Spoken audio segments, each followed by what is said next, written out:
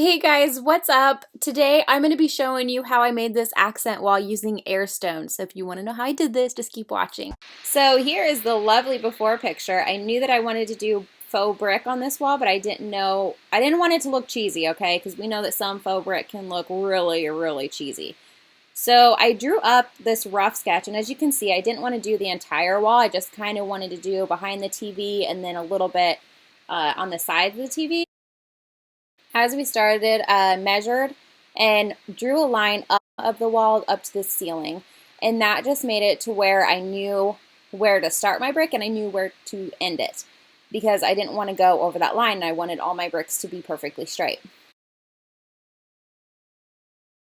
So after I did that on both sides of the wall, it was time to start putting the brick up. This is the brick that I chose. It's Airstone, and let me tell you what, I went a lot of places and looked into a lot of different brick. Scott was a little hesitant about putting brick up on that wall because of the weight. It looks like real brick, it feels like real brick, and it has the durability of real stone, but it weighs 75% less. And I also liked that this could just be installed directly onto the wall. And Airstone has their own premix adhesive that you can use.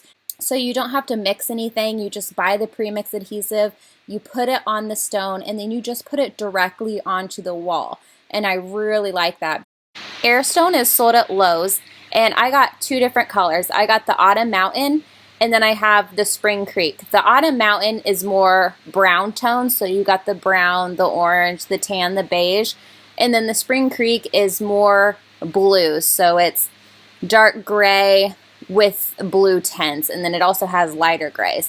And I didn't use the darker colors because I wanted the mixture, because I like how that looks of mixing the two colors, but I didn't use the darker colors because I just didn't like them. So I just used the lighter colors. The Airstone flats come 8 square feet per carton. So I opened up all my boxes and then I lined them up because each box has a variation in color. So I wanted there to be, a whole big mixture. I didn't want, one side of the wall to have just lighter bricks and then like the other side to have darker bricks, even though I was only using the lighter bricks. Do you understand what I'm saying? So I wanted to mix up all the boxes together and create just one wall that would look cohesive. So to do that, I took out all the flat edge pieces in the box and I lined them up to where, you have the Autumn Mountain and the Spring Creek. So because when you start doing this, you kind of forget which color is which and you can't really tell them apart. So it's important to like lay them out and figure out how you want your brick to be and what kind of pattern you want to create.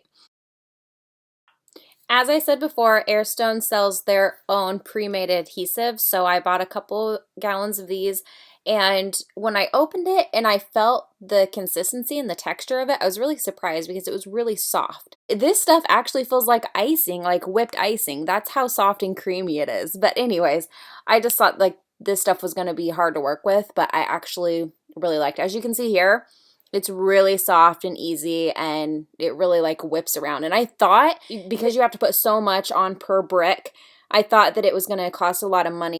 But I only used 2.5 gallons, and they're only $14 a piece.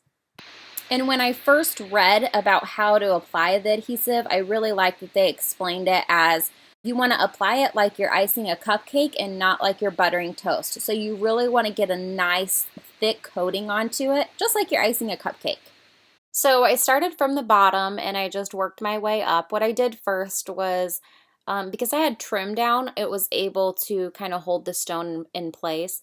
So since I already had my pattern picked out and everything, I just put them up on the wall one by one by one, just taking my time and making sure that every brick was level.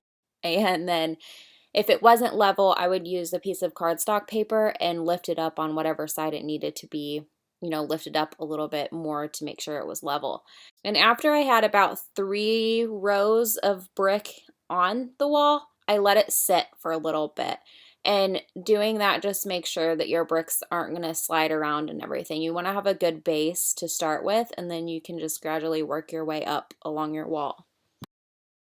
So I started on the left side where I had marked that line on the wall, and then as I got to the right side, I had to cut down the brick a little to make sure that it was flush with the other brick.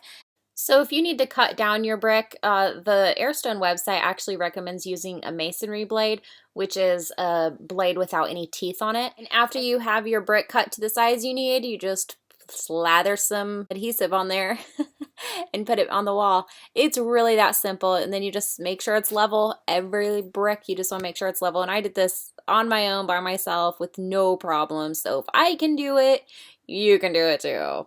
It's really not hard, I promise you. Make sure that you have a wet washcloth nearby, because if you get some of the Airstone adhesive on the brick, you need to wipe it off right away, because if it dries, it's going to be a lot harder to get off than if you just wiped it off when it's still wet. But try your hardest not to get any of the adhesive on there, but if you happen to, make sure you have a wet cloth nearby to wipe it off.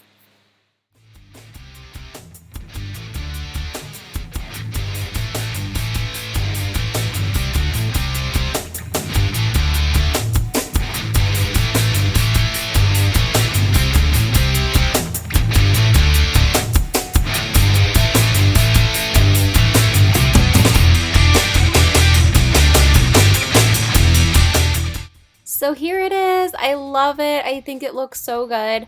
And since I'm probably going to get asked this, I just address it now. Airstone is non-flammable, but we don't use the heat on our fireplace. It's more for decoration, so we can, you know, it's like an LED flame where we can change the colors on it and everything, and I really like it. So if you guys have any questions or anything, leave them down below. Don't forget to like, comment, and subscribe, and I will see you guys in the next video. Thanks so much for watching. Bye.